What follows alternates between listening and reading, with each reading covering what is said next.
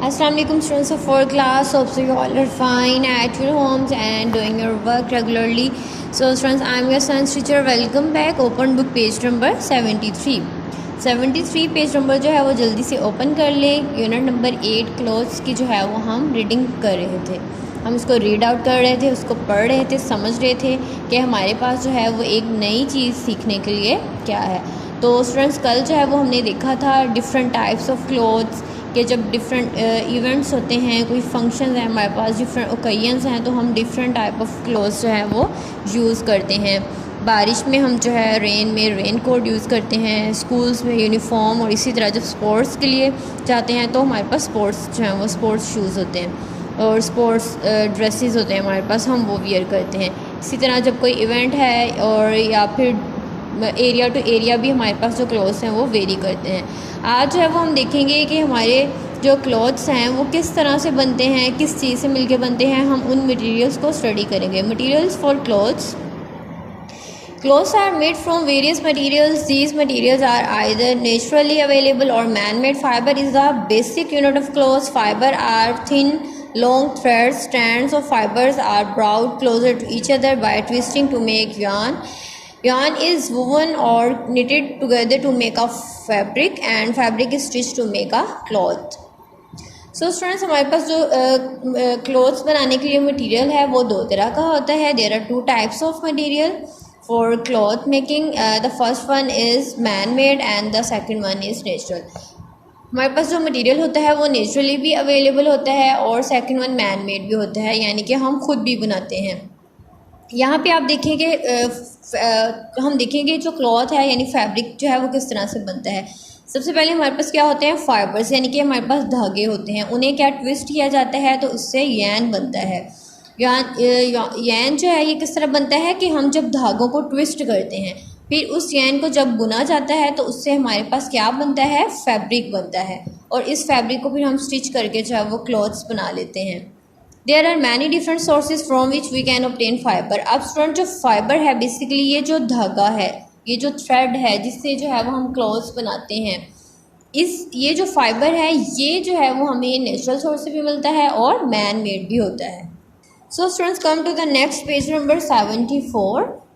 अब हम सबसे पहले देख लेते हैं नेचुरल फाइबर्स जो हैं वो हमें किससे मिलता है और उसमें कौन कौन से सोर्सेज हैं, और मैन मेड में भी हम देखेंगे कि मैन मेड किस तरह बनता है और इसके सोर्सेज क्या हैं। So natural fiber obtained from the natural sources such as plants and animals are called the natural fibers. तो देखिए, नेचुरल से हमें पता चल रहा है कि एक चीज़ जो नेचुरल है यानी कि कुदरती है, ठीक है। तो ये हमें कहाँ से मिलेगा, इसके सोर्सेज क्या हैं, plants and animals. Natural fibres obtained from plants, cotton, jute and linen. Fibers obtained from animals, wool and silk. Natural fibers are environment friendly and skin friendly. तो स्टूडेंट्स, हमारे पास अब जो नेचुरल फाइबर है वो हमें natural source से मिलता है। फॉर एग्जांपल लाइक हमें प्लांट सोर्स अगर हम देखें तो प्लांट्स में हमारे पास आ जाता है कॉटन प्लांट और जूट प्लांट. अब देखिए, कॉटन प्लांट से हमें क्या मिलेगा, कॉटन मिलेगी, ठीक है। उस कॉटन से क्या बनेगा, हम फाइबर बना लेंगे, उस फाइबर से जो है वो फर्दर क्लोथ्स बनेंगे, कॉटन क्लोथ्स. इसी तरह जो जूट प्लांट है उससे हमें जूट मिलता है, जूट से जो है वो हम क्या बनाते हैं, फाइबर, और उस फाइबर को यूज़ करते हुए फिर हम जूट के जो प्रोडक्ट्स हैं वो बना लेते हैं। लाइक यहाँ पे आप देखें एक जूट बैग दिखाया हुआ है।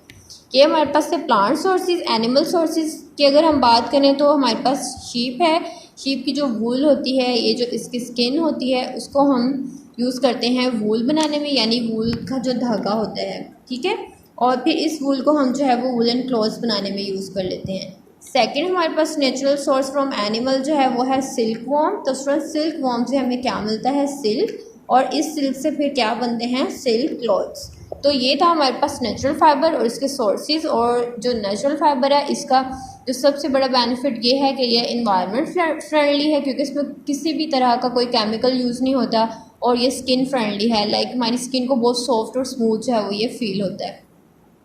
सेकेंड सोर्स है हमारे पास man made fibre. The fibre which are made by the man using the chemicals are known as man made or synthetic fibres. अब आपको पता है कि जो मैन मेड चीज़ें हैं और लाइक सिंथेटिक का मतलब होता है कि उनमें ऐसी चीज़ें जिनमें केमिकल्स का यूज़ हुआ होता है.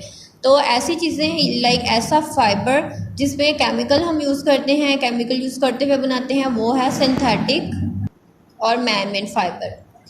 इसके सोर्स एग्जांपल्स जो वो हम देख लेते हैं। सोर्सेज का हमें पता चल गया कि ये सिंथेटिक है, सोर्स इसका है chemicals. Examples nylon and polyester. Some of this fabrics are stretchable, some are waterproof and others are wrinkle free. Most of these are strong and long lasting. अब यहाँ पे इसकी प्रॉपर्टीज़ बताई हुई हैं कि जो सिंथेटिक फाइबर होता है वो स्ट्रेचेबल भी होता है, उसमें यानी कि वो लचकदार होता है, वाटरप्रूफ भी होता है और रिंकल फ्री भी होता है, और जो है वो लॉन्ग लास्टिंग और स्ट्रॉन्ग मजबूत, ये कपड़ा जो है वो थोड़ा मजबूत होता है।